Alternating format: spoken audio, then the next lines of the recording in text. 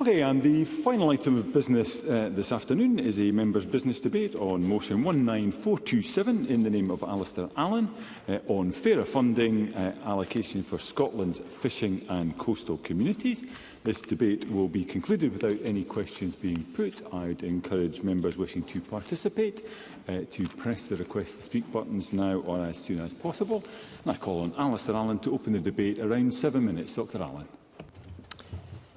Thank you, Presiding Officer. I am very grateful for the opportunity to bring to the Chamber today an issue that matters to every fishing community in Scotland.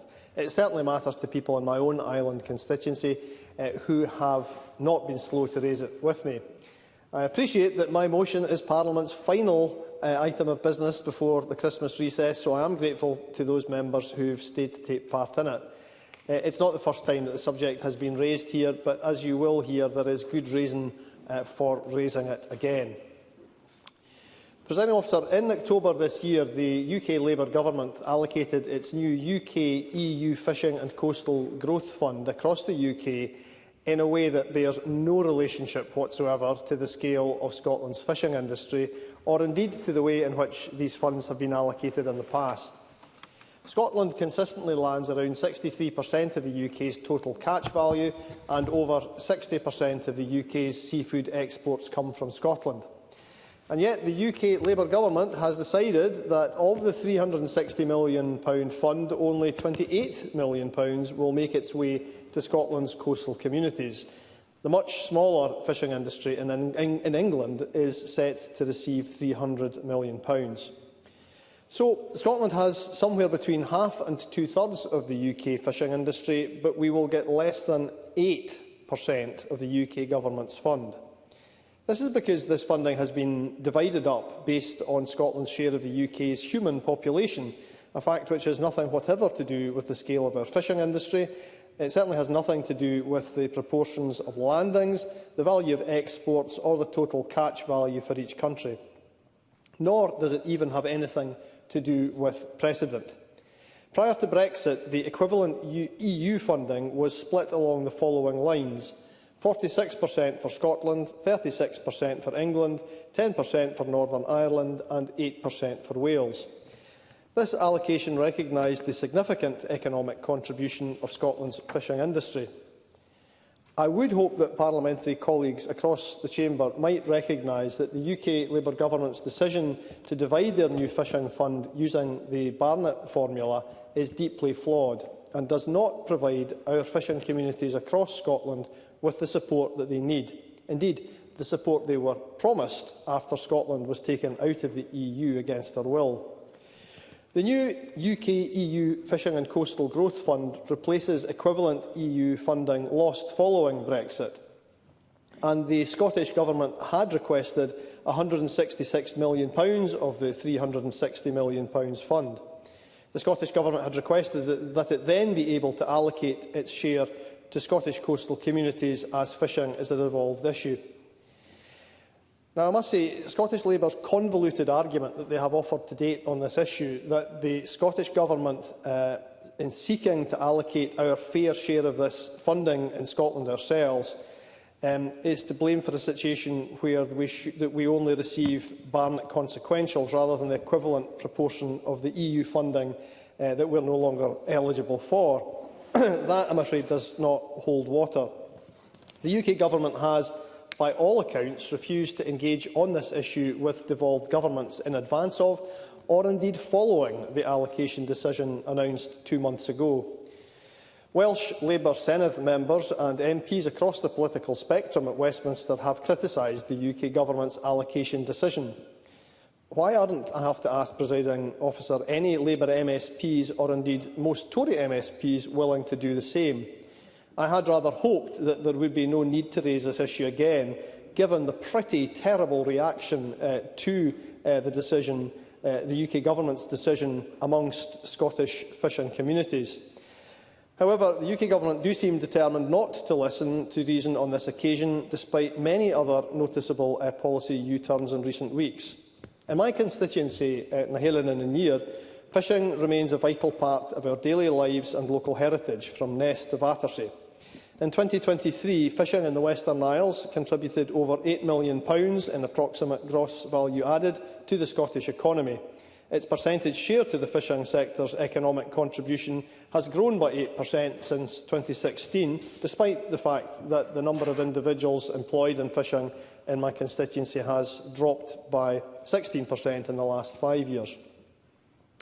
Fishing is a vital industry in the Western Isles and elsewhere, both economically and culturally, but it is one that requires sustained support given the challenges the sector faces. For example, as a result of Brexit's implications, both for export and for immigration, and the consequent difficulty for some parts of the industry in recruiting crews. Increased administrative requirements, restrictions on labour mobility and the additional costs incurred in exporting to the EU have all had an impact. Seafood industry representatives estimate that Brexit has led to a 30% increase in the cost of transporting products and a 50% increase in the cost of packaging, with export health certificates estimated to have cost UK food businesses some £60 million in 2021 alone. At the same time, 20 to 25% of seafood industry vacancies remain unfilled, and the end to EU freedom of movement provisions has been a significant contributor to that. So, to conclude, Presiding Officer, this is... I will give way, yes. Stephen Kerr. That Dr Allen referenced the lack of, vocalisation of response to the apportionment of the support funds that he's identifying. I want to make it absolutely clear that the Shadow Secretary of State for Scotland, Andrew Bowie, has condemned the apportionment. He's made it absolutely clear in his own words it's disgraceful that the Labour government has no regard for Scotland's totemic fishing industry. I don't think we can be clearer in our position as Scottish Conservatives than the words of Andrew Bowie. I'm happy for Andrew Bowie's words to be on the record and to accept what the member says about his own stance and his party's stance on this issue. But to conclude, this is hardly a great time for the UK to pull the rug from underneath the system of government support that has until now supported Scotland's fishing communities. Presiding Officer, I would urge colleagues across the chamber to continue to exert pressure on the UK Government and to fight for fair funding for Scotland's fishing industry and coastal communities. It is the least they deserve from us. Thank you, Dr Allen. We move to the open debate. I call first Tim Eagle, to be followed by Kenneth Gibson. Around 4 minutes, please. Well, thank you to my colleague Stephen Kerr there. This is this evening of goodwill, so I want to kind of end on a slightly happy note, although sadly I've got one negative thing that I want to bring up later on. But first of all, my thanks to Alistair Allen for bringing what is a very important debate. This has been discussed in the Chamber before about the Growth Fund. It is ridiculous that Scotland hasn't got its fair share of that money, and there were representations from both the Scottish Government but also from the Conservatives. And I'd like to think I could potentially sum up Alistair Allen's speech there by just saying that we were better off under the Tories, weren't we? Let's be honest. The Scottish fishing fleet, because the Tory government would never have done this, and it's a real shame that the Scottish Labour haven't been able to make the changes that are required, because our Scottish fishermen are doing amazing work, dangerous work often, in our waters, day in, day out, to bring fresh food, fresh fish to our communities. And I thank them for that, and I wish them all a very Merry Christmas. And so, therefore, I agree with Alistair Allen's points, and I think we should continue the campaign to make sure we get a fair part of that funding. But what I do need to bring up, Presiding Officer, is that whilst Alistair Allen has just eloquently, perhaps, championed the Scottish fishing industry, at 9:09 this morning, he himself submitted a government-initiated question that basically said that the government were going to change the economic links requirement. It was answered about an hour and a half later, from 55% to 70%. That has been a controversial policy. It is one that has upset particularly a number of the small pelagic fleet. And to bring this in, I think, on the 18th of December, a few days before it comes into place on the 1st of January, is frankly outrageous. And it's a real shame. Happy to take an intervention on this. Minister. Member accept that there are unprecedented pressures on the processing sector right now, and that is why this decision was made, in order to protect the whole of the Scottish industry, not just some boats. Tim Eagle, and give the time back. I'll accept that the processors have made some comments on this, but I have had other stakeholders on the phone with me today saying, I cannot believe they have done this so close to the 1st of January. The last-minute nature of this. Now, I note that it does say that there was intense consultation. I've not seen any of that. I have no idea what that consultation was. And apparently, nor has most of the fishing sector got any idea what that consultation was. Look, this is the season of goodwill, so I don't want to go on and on about this, but this will be back, because the problem is now I have no ability, because Parliament shuts today, to get parliamentary scrutiny on this for the next 2 weeks. And by the time I next do have the ability to bring parliamentary scrutiny, it's going to be past the date in which this comes in. So I think it's one thing, isn't it, to bring a debate which we can totally agree on, and I do agree with Alistair Allen on the Growth Fund, but completely outrageous that at the same part this has been done on the last day of Parliament's sitting. It was, as I say, a policy that came with problems and controversy. There are smaller fishing boats in that pelagic fleet that will be very worried about this, and it's quite a significant increase. I've already asked some PQs on that, which I didn't want to do this side of Christmas, but I'll be asking again just after Christmas as well. Thank you, Presiding Officer. Thank you, Mr Neville. I now call Kenneth Gibson to be followed by Karen Adam. Around 4 minutes. Mr Gibson. Thank you, Presiding Officer. And I congratulate my colleague Alistair Allen on securing this debate and standing up for his constituents. 6 months ago, Scotland's fishing industry found itself being sold out by a Labour government, yet again, a UK government, yet again, this time under Labour. And to soften the blow of conceding fishing access to European trawls for a further 12 years under its EU reset deal, Labour announced a £360 million fishing and coastal growth fund to, I quote, modernise Britain's fishing fleet, deliver new training and skills to back the next generation of fishers and promote the seafood sector to export high-quality produce across the world. Labour committed to working, and I quote, with industry to target investment where it matters most. A casual observer may have thought a fishing fund would have been targeted where the most significant fishing actually takes place in those local communities, but that was certainly the case under the previous European Maritime and Fisheries Fund, which saw Scotland receive approximately 46% of the UK's total funding. But the horror of Scotland's coastal communities and the acquiescence of Labour parliamentarians, only one of whom is here in the chamber today, Minister of State Angela Eagle MP confirmed that Scotland would receive a paltry allocation of less than 8%. This is despite Scottish vessels make up 70% of UK total landings, 63% of total value of fish landed and 40% of the fishermen. Shetland by itself lands more fish than England, Wales and Northern Ireland combined. The reaction from fishermen has been fierce. Sheila Keith, Executive Officer, Shetland Fishermen's Association, said, and I quote, "This allocation is not just inadequate, it's a betrayal of Scotland's fishing communities. We've been handed a dismal fraction of the support we need to modernise and sustain our industry." Elspeth MacDonald, Chief Executive of the Scottish Fishermen's Federation, said, and I quote again, "This has gone from being a consolation prize to now being a booby prize. It's hard to feel that this UK government cares one jot about the Scottish fishing industry. Sold out by the Prime Minister through the EU reset, told that we would have this fund to help support the industry for the future, only to now find that Scotland's share is close to derisory." Close quote. Faced with such a staggering injustice and betrayal of his constituents perpetrated by his own government, Western's Labour MP Torquil Crichton said, and I quote, "There's a question of fairness in the geographical distribution of the fund, and the Minister should consider that. I hope the funding will be reviewed in due course." Stirring stuff indeed there from Mr Crichton. One wonders what Torquil Crichton, the journalist, would have made of such a meek response had it come from his predecessor or any SNP or indeed Tory MP. The approach of the Labour government, sadly echoed by the Labour front bench in this Parliament, has been to deflect, buck pass, blame those who had the temerity to call for the funding to be devolved. Time and again, Ms Eagle said the Barnett formula had to be applied, and if we didn't like it, then we should find the money from devolved budgets. This is desperate stuff. There is no legal or constitutional requirement that sector-specific funding be allocated according to Barnett. Whether it's the last UK government shortchanging the Scottish Government of expected Barnett consequences when it rolled out the Levelling Up Fund to communities around the UK, or Theresa May's deal with the DUP for £1 billion in Northern Ireland, there's a whole catalogue of examples to the contrary. This is a political decision by Labour, a political decision that sees in value a fisherman in England more than 14 times that of a colleague in Peterhead, Lerwick, Stornoway or Ayrshire. Presiding Officer, Labour is not the first UK government to demonstrate they don't understand, value or care about the Scottish fishing industry. Sadly, I doubt they'll be the last. The Labour government should, as a matter of urgency, reform these allocations to deliver a fair and equitable outcome for Scotland's fishermen. This episode demonstrates yet again that for Westminster, fishing will always be an afterthought at best, and the only way we can secure the long-term future of this vital Scottish industry is the full powers of an independent country. Thank you. Just to advise Mr Gibson and the Chamber, we do have members online who are participating in this debate, and I call one of them now, Karen Adam. Thank you, Presiding Officer. I'm grateful and I congratulate Alistair Allen for bringing this motion to the Chamber, because the unfairness it describes is felt from the Western Isles to the north east of Scotland.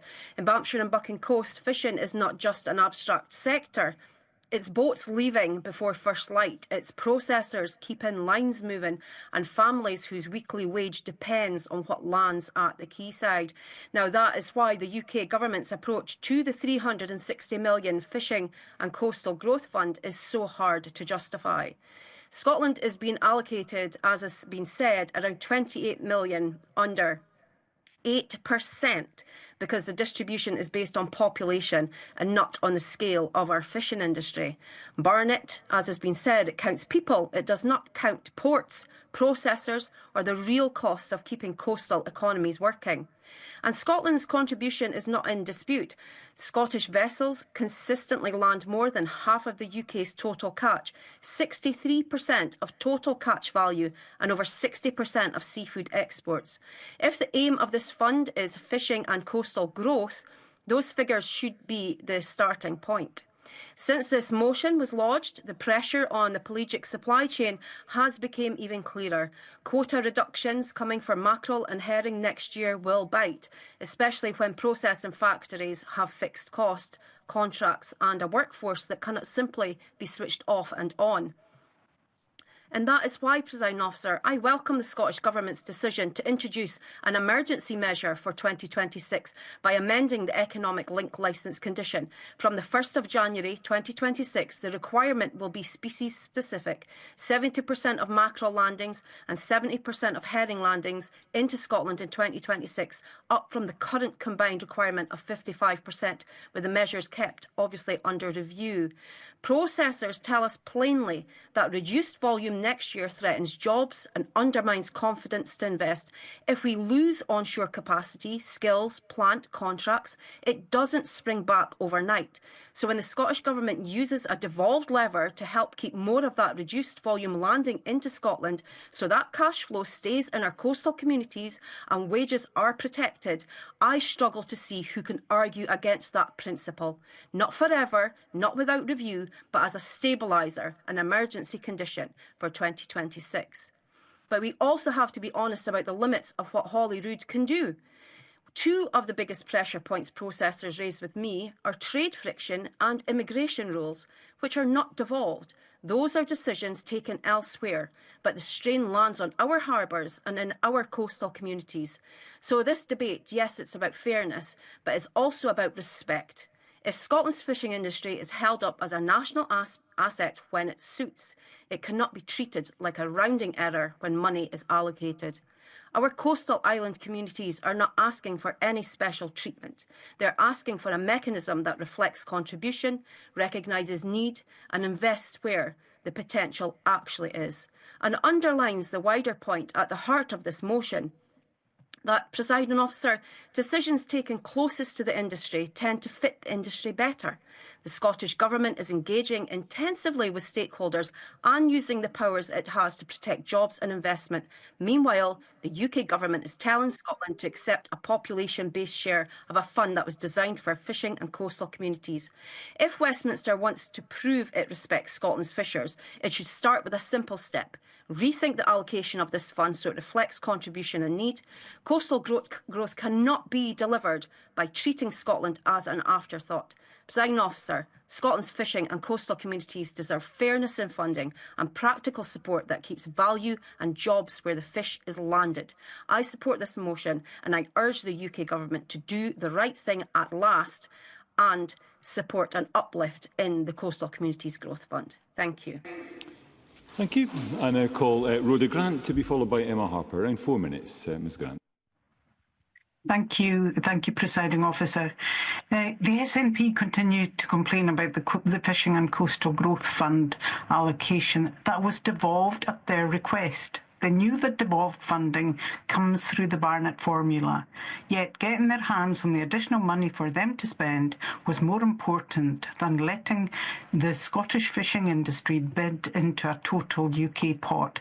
They should have negotiated a greater share before asking for the money to be devolved. And this isn't a convoluted argument. It's a statement of fact. Failing to do this is another indication of this government's incompetence.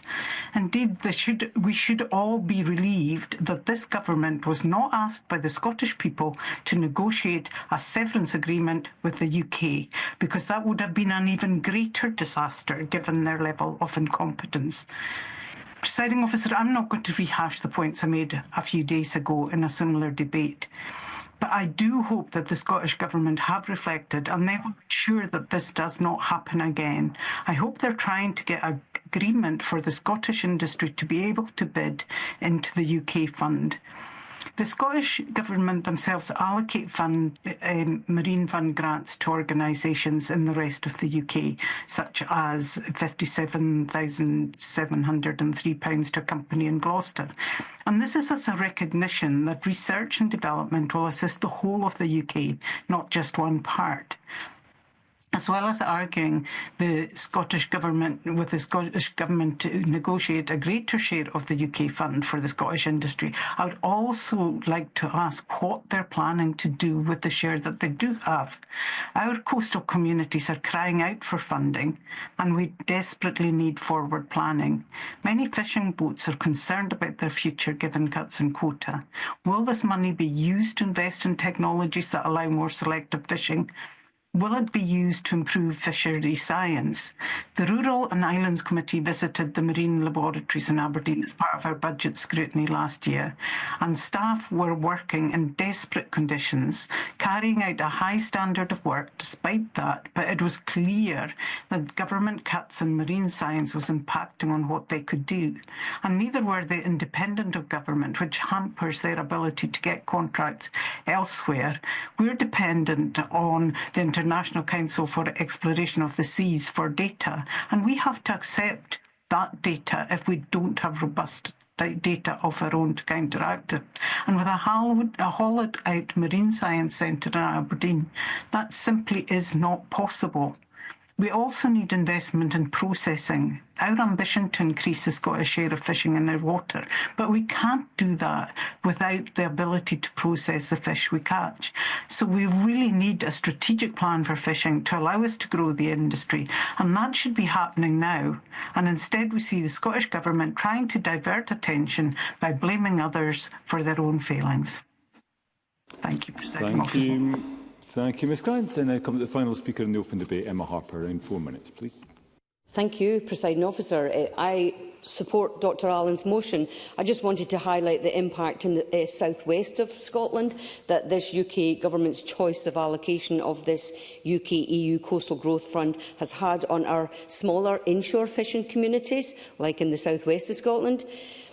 Colleagues Alistair Allen and Kenneth Gibson have outlined really well the Barnett formula percentages and how this allocation of £360 million and the huge amount going to English fishermen, while the Scottish fishermen are landing most of the quota. In terms of the south-west of Scotland, we alone have about 400 jobs that are directly involved in landings and fishing, to say nothing of the supply chains that are behind that, and that the value and the jobs that are added by the local food and drink sector as well for us. Nearly 9,000 tonnes are landed annually at the south of Scotland ports. Yes, I will give way. Alistair Allen. I thank the member for giving way. Will she agree with me that some of what we've heard in a previous speech is truly extraordinary in attempting to blame Scotland for having its money taken away, and also truly extraordinary to describe the Scottish Government seeking to distribute money to fishing communities as us, or the Scottish Government, trying to get its hands on money? Emma Harper. Absolutely, Dr Allen. I think this whole twisting of the information is just like a a distraction from actually what is happening, in the fact that the money is going to predominantly English fishermen when most of the quota is landed in Scotland. 9,000 tonnes are landed annually at South Scotland ports, which might be a small amount compared to some of the big ports. And I absolutely agree with Karen Adam in how she's describing how it's going to impact the North East. But this is an issue that we still have this fishing in the South West. It still contributes a massive amount to the local economy and even the few jobs that we have in it. So I will conclude, Presiding Officer, we do need to impress on the UK Government that this policy must be changed. This is a policy choice and it harms all of our communities across Scotland, including in Dumfries and Galloway. Thank you. Thank you, Ms Harper. And now calling Jim Fairley to respond to the debate. Minister, up to 7 minutes, please. Thank you very much, Presiding Officer. I'd very much like to thank Alistair Allen for submitting this motion for debate and for members on their views on this really important issue. And I'm heartened by the fact that there has been broad recognition that UK Government's insulting allocation to Scotland from the Fishing Coastal Growth Fund is unacceptable. It's a decision that cannot stand and it must be revisited. Now, Mr Allen very clearly laid out the details, so I won't reiterate them. But it's absolutely clear that our fisher folk are the bedrock of our coastal communities. I remember as a shepherd, I was often, I'd put stuff up on social media and folk would come in, oh, it must be a really hard life here in the snow. And I always reference the fact that not nearly as hard as what it is for the fisher folk, because what they do for our coastal communities to keep the jobs and the economy there is absolutely fantastic. Now, Welsh Labour, I commend Martin Whitfield for sitting here in the chamber and actually listening to this debate, but it's going to be absolutely no comfort to the Scottish coastal communities as they've seen themselves absolutely hammered by this Labour. I will give away, yeah. Stephen Kerr. I think, though, the Minister ought to address the issues raised by Rhoda Grant. Can he confirm that when the Scottish Government asked for this funding to be devolved, they made it clear that it wasn't going to be on the basis of a Barnettisation of the fund? Because that's basically the position that Rhoda Grant took in her speech. And I think it's upon the Minister to clarify whether the Scottish Government did actually ask for that. Minister, and give the time. Patience, Mr Kerr. Tim Eagle said that we were better under the Tories. In his contribution. Well, I could hardly say that that was the case, given the fact that they didn't have a devolved scheme. And I very clearly remember my friend and colleague Richard Lochhead, when he was the Cabinet Secretary for Rural Affairs, which meant fisheries at the time. And he was over in the EU at the time where the discussions were taking place about quota. And the UK Government Minister couldn't actually make it on time. Richard Lochhead was there in the room. We've heard about the size of the Scottish fishing fleet and what it brings to the UK. And yet, the Tory UK Government decided the best thing to do would be bring an unelected Lord over from London to sit in the room and negotiate, rather than the man who actually knew the details about what Scottish fishing actually needed. So I'm sorry, we're not going to hear any nonsense from the Tories about being better under them. Rhoda Grant's ridiculous attempt to try to dupe the fisherfolk, that by attempting to defend the indefensible is truly heroic, but ultimately it will be futile, because folk will see that this is just another Labour disaster as they treat Scotland as nothing more than an afterthought. When I tried to talk to Dame Angela Eagle about this, I'll take your point in a minute. Martin. In a second. I tried to talk to Dame Angela Eagle about this very point in one of our IMG meetings, and it was utterly dismissed. It was passed over. Move on, Mr Fairley. There's nothing to see here. Yes, I'll take the intervention. I'm grateful to the Minister for taking the intervention and also for his kind compliment and attending the debate, which is in itself interesting. So was the contribution from Rhoda Grant incorrect, in the sense that you didn't, or you did, ask for it to be devolved with or without the Barnett consequentials being the calculator? Always through the chair. As I said to Mr Kerr, patience, Mr Whitfield. This decision is insulting to our vital fishing industry and our coastal communities, and it demonstrates an incredible lack of care by an out-of-touch UK Government fighting for a fairer fund allocation for Scotland. It's absolutely critical. Her attempt to blame devolved governments for this unfair allocation, claiming that by asking for delivery of the fund to be devolved was somehow triggering a Barnett formula to be applied, is insulting to the intelligence of the fisher folk. It fundamentally misunderstands how the fishing fundery has been treated by precedent, and I'm glad that that has been recognised in the chamber by Alistair Allen. As I've said, when we were in the EU, Scotland received 46% of the UK fisheries funding, and delivery of the funding was devolved. So it's inaccurate to say that if something is devolved, that the Barnett formula must be applied. That is a purely political decision from the UK government, which clearly does not understand or indeed care about our iconic fishing industry. Not at this time. In our engagement with the UK Government ahead of their announcement in this fund, we were clear that we expected to continue the funding approach that was based on the size of our industry, and that Scotland should receive the full 46% of the fund. Instead, UK ministers, without any discussion or consultation in their methodology, decided to use a population-based calculation which is shortchanging the fisher folk in Scotland. They claim to care about devolution, but they completely ignored Scotland in this decision, and they didn't even give us the opportunity for meaningful discussion, and it is our fishing and coastal communities that will suffer. No, I won't, Mr Kerr. Make no mistake, this decision was made in London, and it treats Scotland as an afterthought. Since they made their announcement, Team Scotland, fishing stakeholders and Scottish ministers have been asking the UK ministers to get round the table for a meaningful discussion on a different way forward for this fund that treats our fishing industry with the respect that it deserves. I am sincerely disappointed that, to date, they have stopped short of committing to this. Instead, they have written to us explaining their flawed funding methodology.